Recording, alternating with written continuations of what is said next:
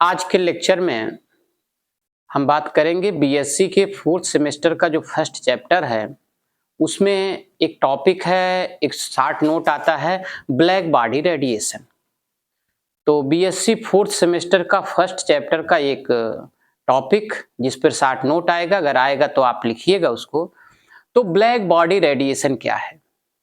तो black body radiation थोड़ा सा हम आपको बता देते हैं और इस पर हम आपको लिखा देते हैं कि ब्लैक बॉडी रेडिएशन एक ऐसा एज्यूम्शन है कि ऐसी बॉडी जो उस पर पड़ने वाले सभी रेडिएशंस को एब्जॉर्ब कर ले या at a particular temperature emit कर दे। तो इसका मतलब ये हुआ कि सबसे पहले इसमें जो दिया गया, मैक्स प्लांक्स ने gives the concept for black body radiation. हम आपको बताते हैं कि ब्लैक बॉडी रेडिएशन क्या है। Max Planck's gives the concept of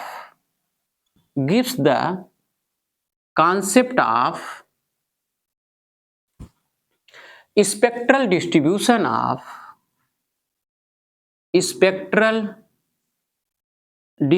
of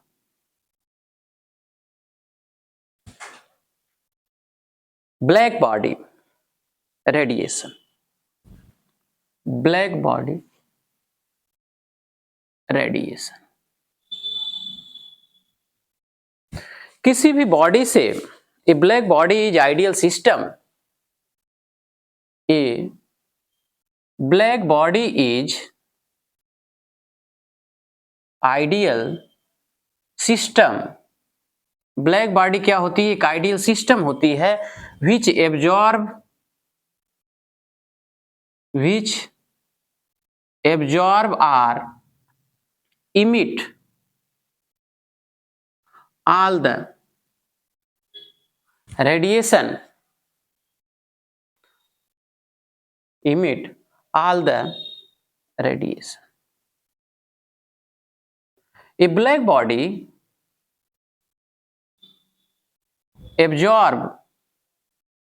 A black body absorb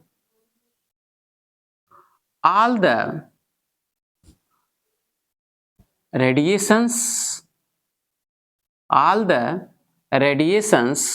falling on it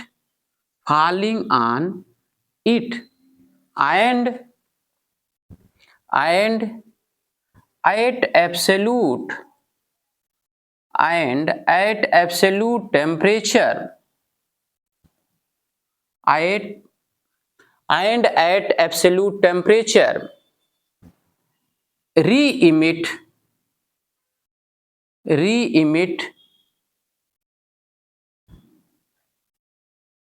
the emission, re-emit the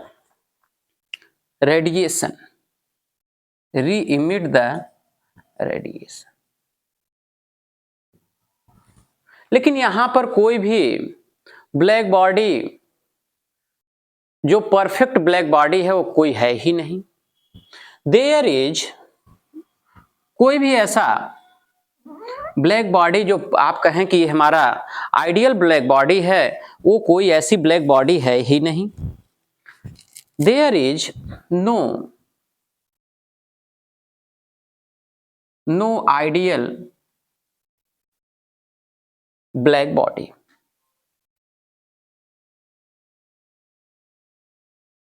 लेकिन जो हार्ड बॉडी होती है एट ए पर्टिकुलर टेम्परेचर पर वो रेडिएशन का इमिशन करती है।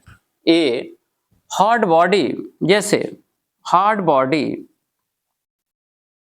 इमिट द रेडिएशन, जैसे सूर्य है, सन है, बल्ब है, लाइट बल्ब है, या चारकोल फायरिंग है, ये सब इमिशन करते हैं like sun, light bulb, sun, light bulb and charcoal fire ETC। लेकिन ये सब इमिशन तो करते हैं, इसका टेम्परेचर ज्यादा होता है, but these are not black body, but these are not black body.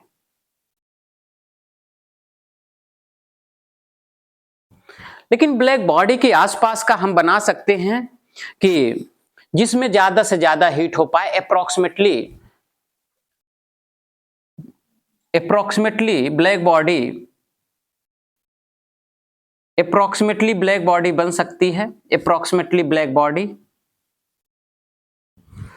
अगर ऐसा कोई इस तरह का सिस्टम लें, कोई ऐसा सिस्टम लें हम जिसका एक एंड जो है वो स्मॉल होल हो and the inner surface area rough. ये जो इनर सरफेस एरिया है वो कैसी हो, वो रफ हो, एक स्मॉल होल हो, इसके जो अंदर की जो एरिया हो रफ हो, एंड तो rough surface area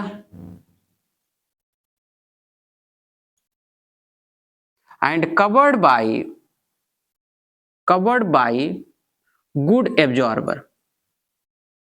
heat absorber.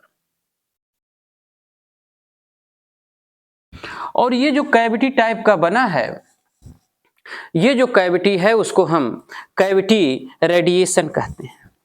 तो ऐसा मटेरियल ले लीजिए आप जिसमें छोटे छोटे होल बने हों, तो उस जो स्मॉल होल होते हैं उसको हम कैविटी रेडिएशन कहते हैं, कैविटी रेडिएशन। तो ऐसा मटेरियल आप ले लें कि black body is heat resisting material, ऐसा ले लें जिसमें छोटे छोटे होल हों, उसे हम कैविटी रेडिएटर्स कहते हैं। फॉर सच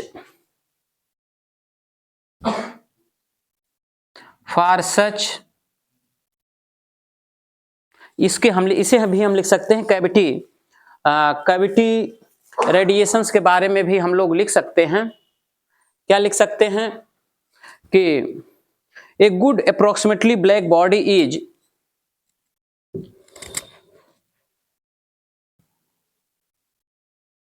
ये हम लोग लिख सकते हैं approximately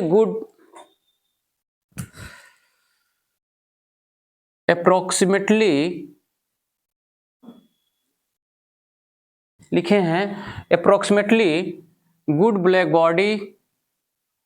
black body is heat resisting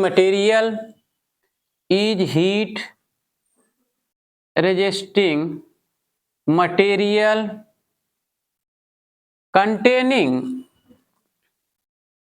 containing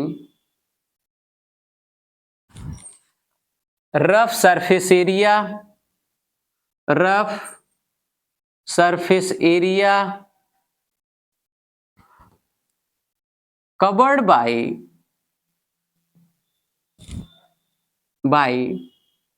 absorbing material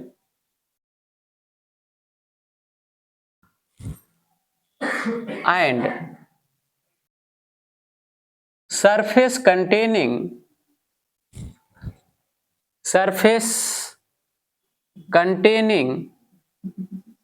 small hole containing small hole. These small holes are called cavity radiators। इसी को हम कैविटी रेडिएटर्स कहते हैं। इस तरह के टिपिकल, इसके लिए जो है इस कैविटी के लिए टिपिकल ग्राफ खींचा गया, distribution graph for such cavity, A typical plot for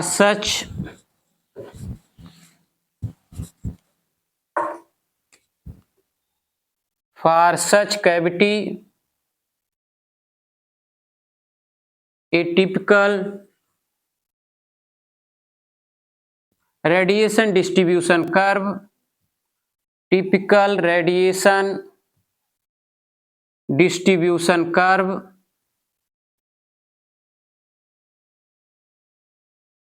have been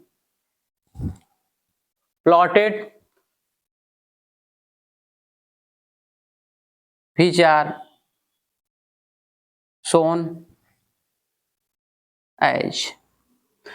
हम आपको अब एक कर्व की बात करते हैं, तो इसका मतलब ये हो गया कि जो प्लैंक्स ने distribution curve, Maxwell distribution curve जो है वो स्पेक्ट्रल डिस्ट्रीब्यूशन कर्व जो उन्होंने बनाया वो हम आपको बना के दिखाते हैं। तो यहां पर कोई भी ऐसा मटेरियल्स नहीं है जो कि प्योरली ब्लैक बॉडी की तरह बिहेव करे। ये जो स्पेक्ट्रल डिस्ट्रीब्यूशन कर्व है, ये spectral distribution curve intensity of emitted radiation,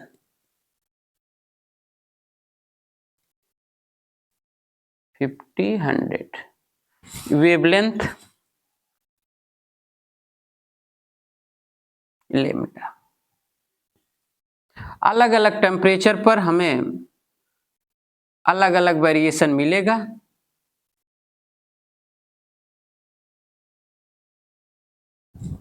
ये हो गया आपका 900 केल्विन पर, 1050, 1250 केल्विन, 1450 केल्विन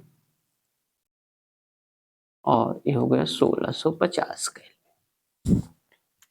ये कर्व है, ये हमारा ये spectral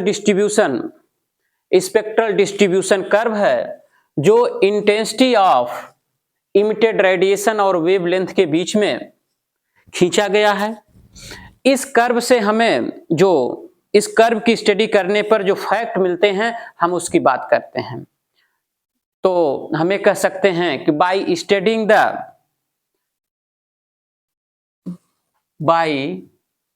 study of these curve, by study of these curve we find out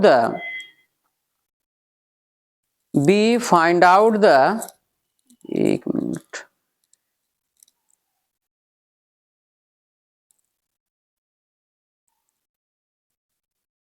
by studying these curves we find out the following facts। क्या क्या फैक्ट्स मिलते हैं? पहले तो एक बात ये देखिएगा कि किसी एक पर्टिकुलर टेम्परेचर पर जो एनर्जी का डिस्ट्रीब्यूशन है वो इक्वल नहीं है। तो पहला पॉइंट क्या हो गया? Point number 1, at a particular temperature distribution of energy at a particular temperature distribution of energy is not equal। ये पर्टिकुलर टेम्परेचर पर एनर्जी जो है वो वो डिस्ट्रीब्यूटेड नहीं है, not equal in the spectrum of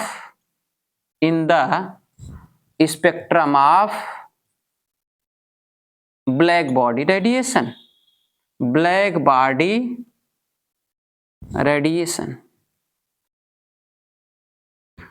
पहली बात तो यही हो गई। देख रहे हैं हम लोग, आगे लिखेंगे बात कि पहले जैसे जैसे वेवलेंथ बढ़ता जाता है वैसे वैसे जो इंटेंसिटी ऑफ इमिटेड लाइट बढ़ता है, एक मैक्सिमम पॉइंट तक पहुंचता है और फिर इसके बाद घटता है। तो दूसरा पॉइंट ये होगा एट गिवन टेम्परेचर, ये तो हमारा पहला पॉइंट हुआ। दूसरा पॉइंट क्या हो गया, at given temperature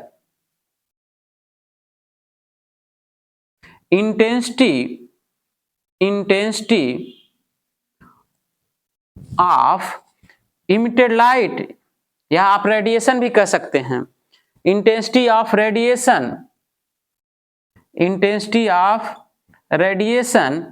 increases with increasing, बढ़ता है पहले, जैसे जैसे हम वेवलेंथ बढ़ाएंगे वैसे वैसे इंटेंसिटी ऑफ रेडिएशन का मान बढ़ेगा एक मैक्सिमम पॉइंट तक। Increases with increasing wavelength and become maximum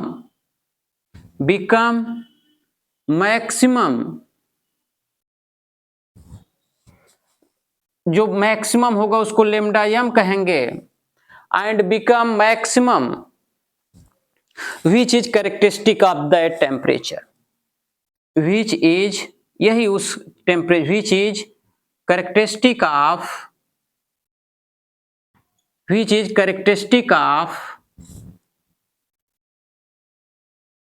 that particular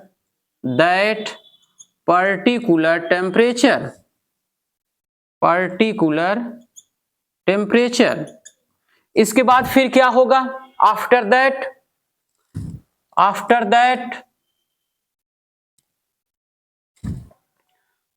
जब इसके बाद अगर हम वेवलेंथ का मान बढ़ाएंगे तो वो घटना शुरू हो जाएगा। After that intensity of radiation, after that intensity of radiation decreases with increasing wavelength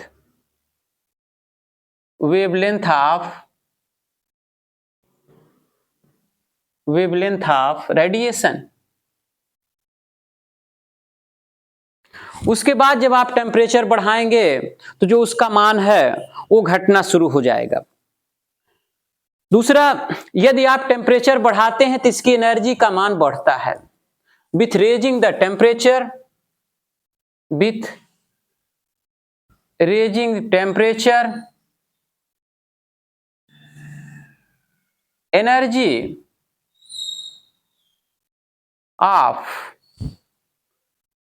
energy of spectral radiation increases।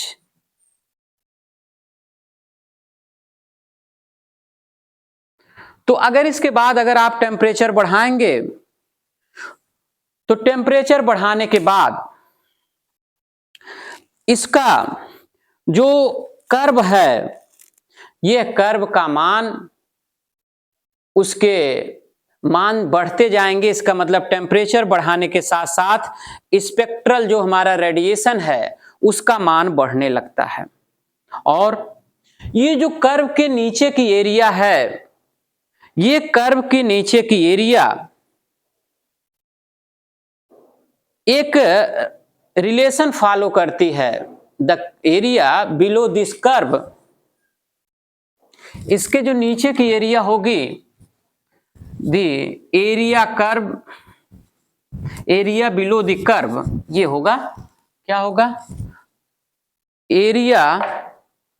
The area below the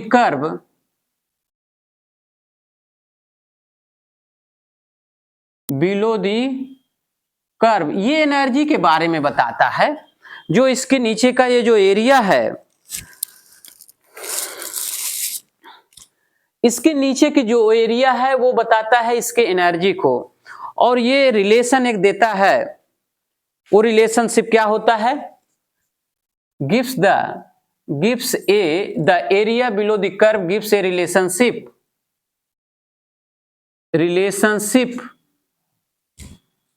कौन सा रिलेशनशिप है? Lambda P into T is equal to constant.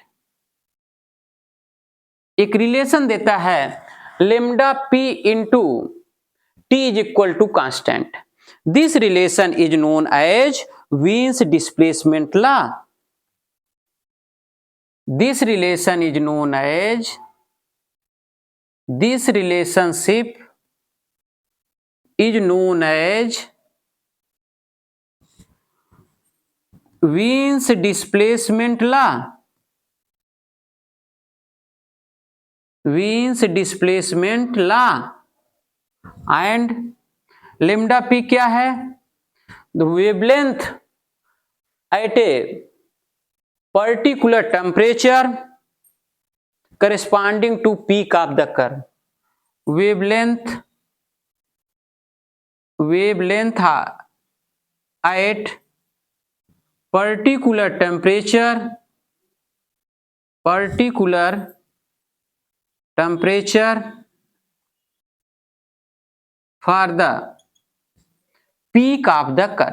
peak of the curve. तो ये जो peak है, किसी भी curve का जो पीक है उसके लिए ये वेवलेंथ का काम करता है। तो according to Wien's displacement law, तो वीन्स डिस्प्लेसमेंट लॉ के अनुसार क्या होगा कि जो वेवलेंथ और टेम्परेचर का जो मान होता है उसका मान हमेशा कांस्टेंट होता है। जो वेवलेंथ और टेम्परेचर का मान होगा ये हमेशा कांस्टेंट होगा। तो हम ये कह सकते हैं कि according to Wien's displacement law, according to Wien's displacement law,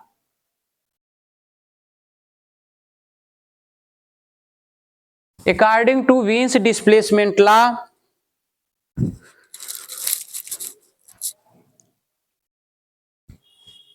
the product of wavelength and temperature, the product of wavelength and temperature will be always constant, will be always constant। तो इसका जो मान होगा वो हमेशा कांस्टेंट होगा। और यदि टेम्परेचर का मान अगर आप बढ़ाएंगे तो इसका मतलब ये हो गया कि जो लेमडा और टेम्परेचर हैं ये एक दूसरे के इनवर्सली प्रोपोर्शनल हो गए। तो यदि आप टेम्परेचर का मान बढ़ाएंगे इसका मतलब और lambda inversely proportional to frequency के, तो यदि टेम्परेचर बढ़ाएंगे तो एनर्जी का मान बढ़ेगा। तो that means with increasing the temperature, क्योंकि ये दोनों एक दूसरे के इनवर्सली प्रोपोर्शनल हैं, that means with increasing the temperature,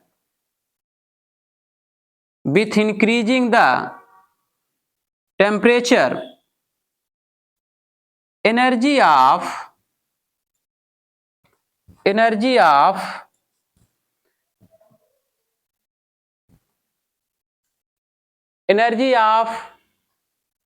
system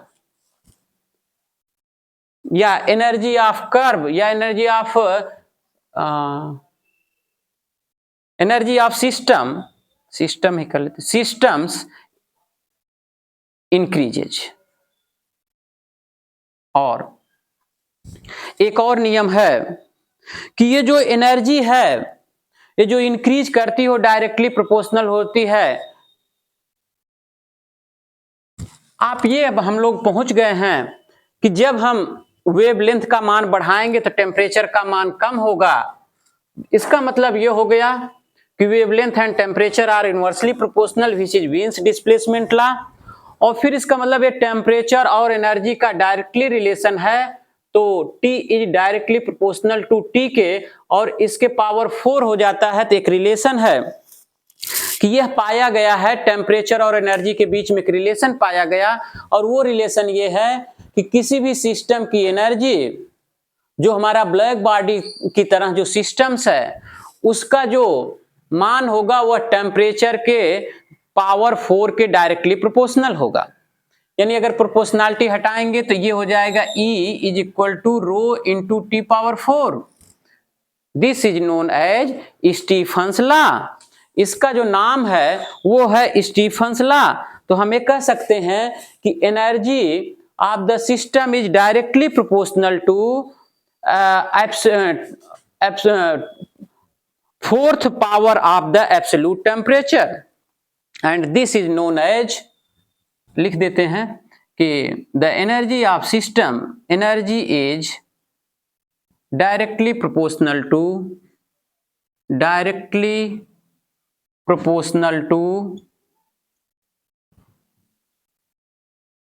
fourth power of temperature, fourth power of temperature, which is known as Stefan's law.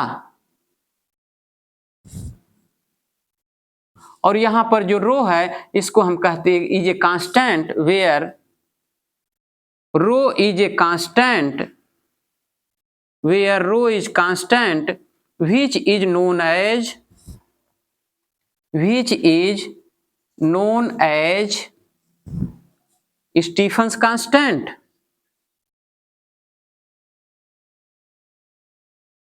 तो अगर ये ब्लैक बॉडी, इतना अगर हम लिख देंगे, ब्लैक बॉडी रेडिएशन पर 60 नोट आता है, तो अगर हम इतना लिख देंगे तो हमें लगभग अच्छा से अच्छा नंबर मिल जाएगा। तो आज के वीडियो में इतना ही। Thank you.